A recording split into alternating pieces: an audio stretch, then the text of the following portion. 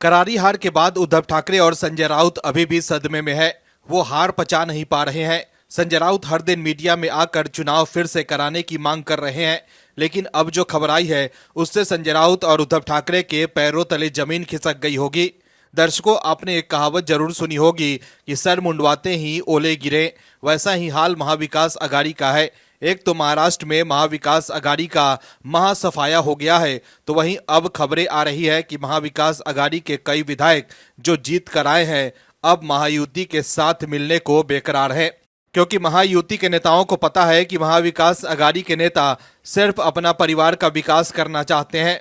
दर्शकों, शिवसेना यूबीटी का हाल बुरा है, क्योंकि उनके नेता लगातार पलायन करने को तैयार हैं, क्योंकि कहीं न कहीं महाविकास अघाड़ी और उद्धव सेना के नेता अब असली सेना में जाने को बेकरार हैं, क्योंकि वो अब अपने निर्वाचन क्षेत्र का विकास करना चाहते हैं, तो उन्हें सत्ता पक्ष के साथ ही रहना होगा। ऐसे में जो खबर आई है उससे साफ हो गया है कि उद्धव ठाकरे के विधायक जो इस बार जीत कर आए हैं अब वो अपना हित अभी से ही देखने लगे हैं। क्या है खबर, बताते हैं आपको इस रिपोर्ट में। दर्शकों, आपको बता दें कि महाराष्ट्र विधानसभा चुनाव में करारी शिकस्त मिलने के बाद महाविकास अघाड़ी की दिक्कतें कम होने का नाम नहीं ले रही है। चुनाव में 20 सीटें जीतने वाली उद्धव ठाकरे की शिवसेना को अब एकनाथ शिंदे की शिवसेना से टेंशन मिल रही है। रत्नागिरी सीट से शानदार जीत हासिल करने वाले शिवसेना शिंदे गुट के विधायक उदय सामंत ने बड़ा दावा करते हुए कहा है कि यूबीटी शिवसेना के 5 विधायक शिंदे सेना में शामिल होना चाहते हैं। उदय सामंत ने कहा है कि 5 विधायक एकनाथ शिंदे के संपर्क में हैं और वो शिंदे शिवसेना में शामिल होना चाहते हैं। हम इस बात पर फैसला लेंगे, लेकिन यूबीटी के कुछ विधायक हैं जो हमारे साथ जुड़ना चाहते हैं। नतीजे घोषित होने के बाद इन विधायकों ने एकनाथ शिंदे जी से संपर्क किया है। उनका कहना है कि कैसे शामिल करना है इस पर बाद में फैसला लिया जाएगा। बैठक में शिंदे जी को विधायक दल का नेता चुना गया है। इससे पहले NCP chief whip Anil Patil ने भी इसी तरह का दावा करते हुए कहा था कि महाविकास अघाड़ी में अस्थिरता बनी हुई है और इनके 5 से 6 विधायक अगले 4 महीने में महायुति में शामिल हो सकते हैं। पाटिल ने कहा कि विधानसभा चुनाव में जीत दर्ज कर चुके एनसीपी शरद पवार, कांग्रेस और शिवसेना उद्धव ठाकरे के विधायक इस समय असमंजस की स्थिति में है।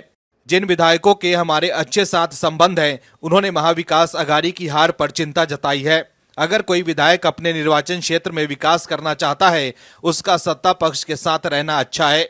दर्शकों, इस बार महाराष्ट्र की 288 सदस्यों वाली विधानसभा में महायुति ने 233 सीटों पर जीत दर्ज की है, जिसमें बीजेपी की 132, शिंदे की शिवसेना की 57 और एनसीपी की 41 सीटें शामिल हैं। वहीं विपक्षी महाविकास अघाड़ी गठबंधन महज 49 सीटें ही हासिल कर पाई है, जिसमें सबसे ज्यादा उद्धव ठाकरे की शिवसेना ने 20 सीट हासिल की है।